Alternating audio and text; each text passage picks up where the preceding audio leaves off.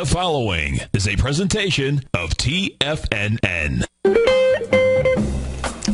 Hi everyone, Basil CHapman sitting in for Tom O'Brien. Tom will be back for the next hour, and I'm just filling in for the hour. My pleasure to be here.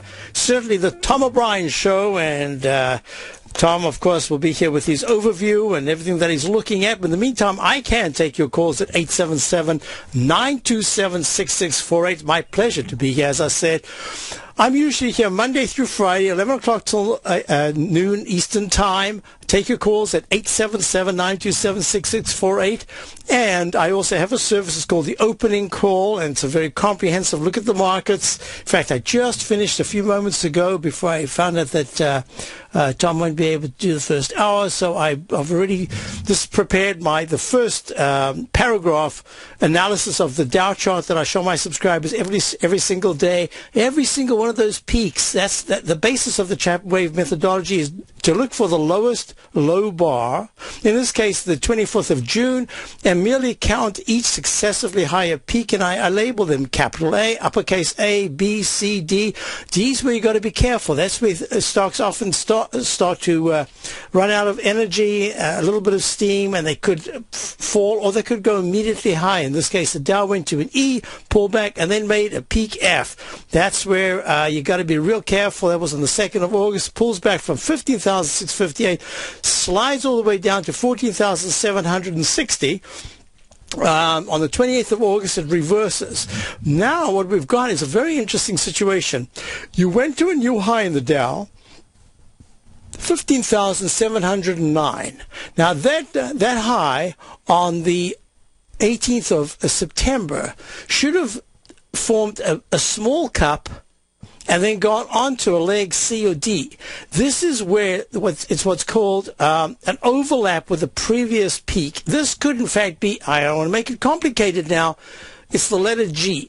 More importantly, when I'm looking at my technical indicators, I use technical indicators called the MACD and the slow stochastic. There was a pattern here that I call the squash, when the two are very close together and there's a sharp move up in all the indexes and the price itself.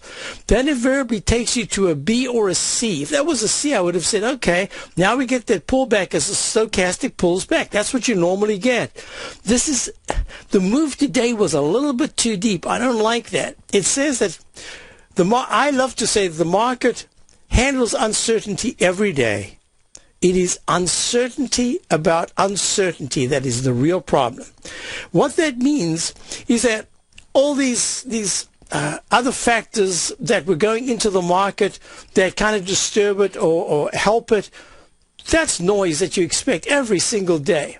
But in the background, sometimes you get something that could be an interest rate factor. It could be a Fed factor. It could be, in fact, what we've got now, sequestration, all sorts of things that are going on. Obamacare, how things are going to be, how they're going to unfold. And in fact, we've got until early next week. My suspicion, now I'm going to jump in. I'll give you all the numbers as we go into the session. So here we go. Let's run the numbers while I'm talking about the different indexes, and you can see my technique as it works. You've had a sharp pullback in the Dow. The weekly chart has made a potential for an E, and that E says if the market pulls back sharply from here underneath 15,200 in the daily, it's going to impact the weekly, and it's going to say there's a chance that in fact we had what I call a right arm extension in the daily, which then failed. And now the weekly kicks in, and that says that the weekly has to hold the 15,275 levels where we closed.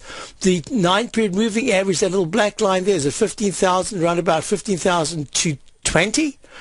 Take that out, and all of a sudden this very major intermediate term trend line becomes a factor, and now you're looking at any close underneath 14,940 in the next 2 to 3 weeks. Could be less than that.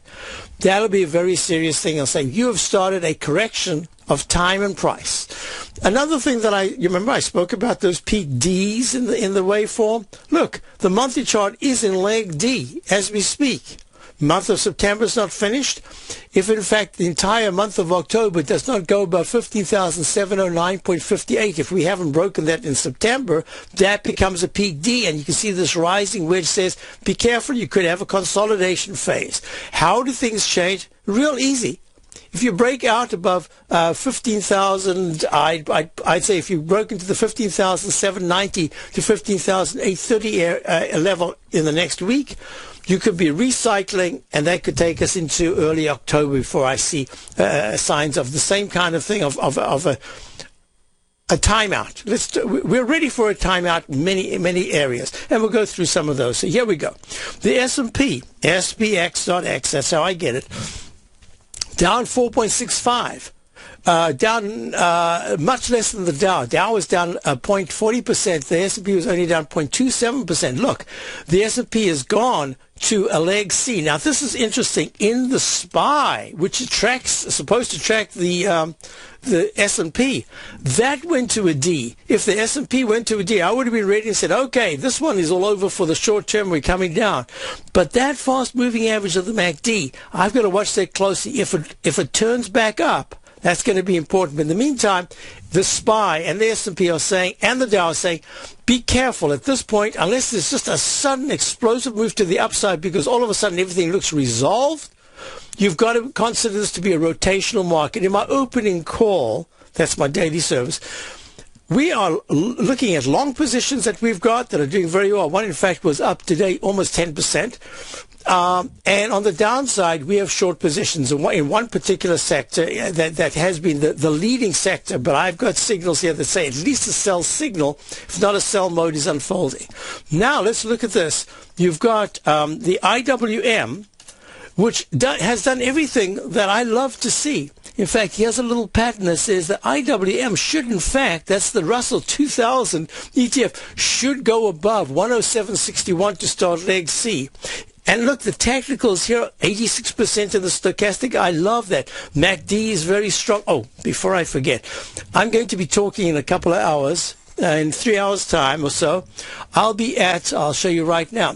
I'm going to be here at the Boston Investors Group 10th anniversary meetup. That's together with the Investors Business Daily group that meets here in Boston. I'll be the guest speaker tonight, September 25th.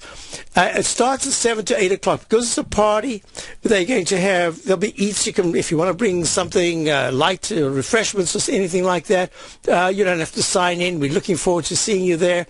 As I say, I'm the guest speaker tonight.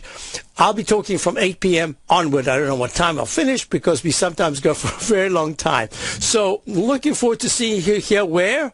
At MIT Sloan Building, room E51-325. That's the third floor, corner of Wadsworth and Amos Street off Memorial Drive. If you want to check that out, you can just go, you can Google Boston Investors Group meetup for Wednesday, September 25th. I'm sure you'll have all the details there. Now let's go back to this. So I want to just quickly review that the SPX needs to hold 16, it's at 1692. A break below 1682, now it's at 92, but breaking below 1682 says, there was a peak that you've got to take very seriously. The monthly chart, I don't want to make it complicated here. It's a C/G. Most importantly, I'm looking at the technicals, and the MACD is pointing down, and that's really not good. So you can't just go up on the stochastic alone. You do need that strength of the MACD. Monthly chart is in leg D. I'll be going through many of these things tonight at the meetup. So IWM Russell 2000, a break above 107.61 starts leg C. But if it breaks under 105.51, that's key support, that's going to say, failure here. And then what do I have in the weekly? Possible peak F. And that's where you got to be really careful. So that's that. Now, I was asked about the gold in the den. I'll do that.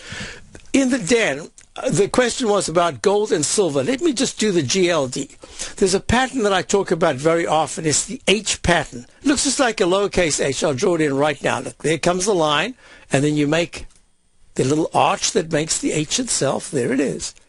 And there's the pattern. There's just one difference.